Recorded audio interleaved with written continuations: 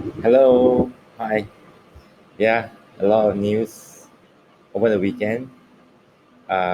Finally, the European Union, has decided to cut off the SWIFT code thing for Russian banks that will make Russian banks having difficulty to um, do transactions with the international markets.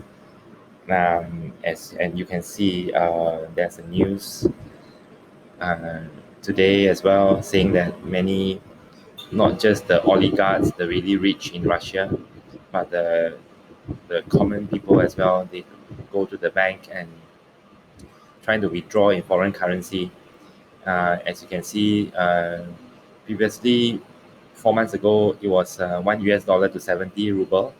Now it's about $1 to 130 ruble. So it's actually the price of the Russian ruble has dropped by about 50%.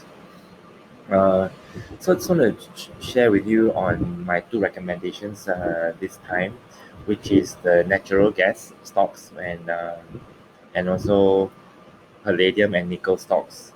These three items, Russia are they are the biggest world producer, like gas. Um, they produce around 40% to Germany. So I'm just going to show you a bit about this Meet Kevin video. I think it's a very interesting. Okay, just to show you on this one. Second, yeah. Netherlands, they import just under 10% of their natural gas from Russia. Italy and Germany import 40 for Italy and 50 for Germany percent of their natural gas from Russia. This is one of the reasons you saw resistance by Italy and Germany from wanting to potentially kick Russia out of SWIFT. So you're like, oh, that's a lot of natural gas, so we might lose access to. 60% of the natural gas that Austria, Hungary, Slovenia, and Slovakia receive come from Russia. 80% comes from Poland. 100% or 80% of Polish natural gas comes from Russia, and 100% of natural gas used in Bulgaria comes from Russia. So you can see Poland and Bulgaria, they've got a big reliance on natural gas from Russia.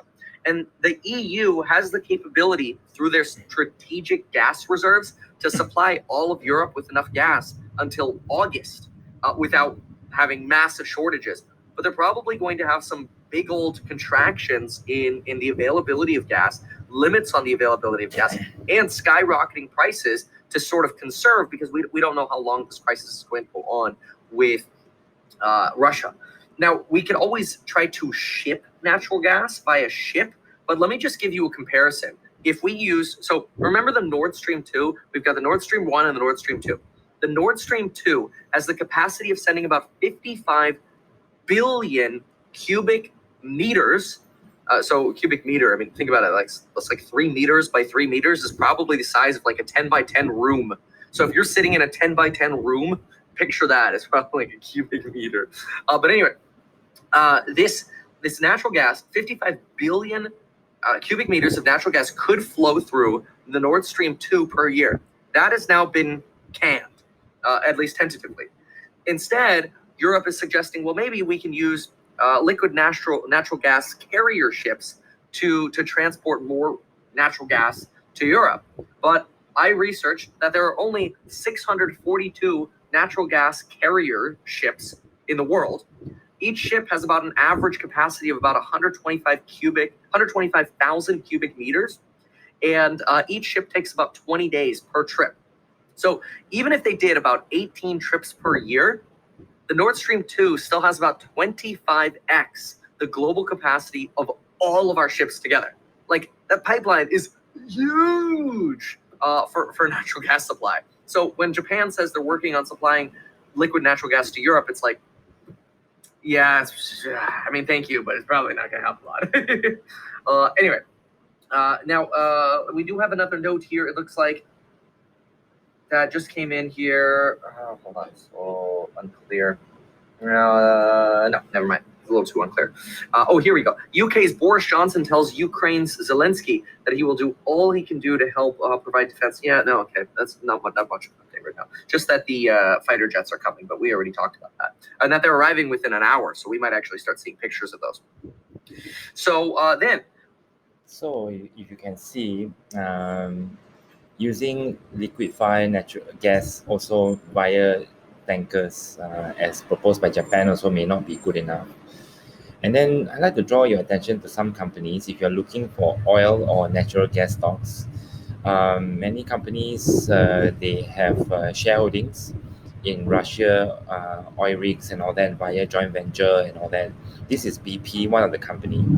So they would have suffered as well because of they are doing write downs, and all that. So, and you can see they are abandoning, BP is abandoning its stakes in Russian oil giant Rosneft abruptly and costly, and to a 3 decade of operating in energy-rich country and all that. So my opinion is, if you're looking for oil or natural gas stocks, I would prefer you to go into the ETFs, which is this one. They call the UNG, which is a United States Natural Gas Fund. It will be more sensitive to the price of the gas, but it will not be affected by the profit margin of the respective MNC company, whether it's BP or Shell and all that. So I'm going to talk about palladium and nickel as another good hedging stocks. If you want to go for Nasdaq, maybe you have a bit of a baskets on natural gas and palladium nickel stocks. For me personally, I would skip uh, oil stocks. So I feel that natural gas has more important play. I will go into uranium, nuclear stock, which I'll talk about another day. So thanks a lot. Thank you very much.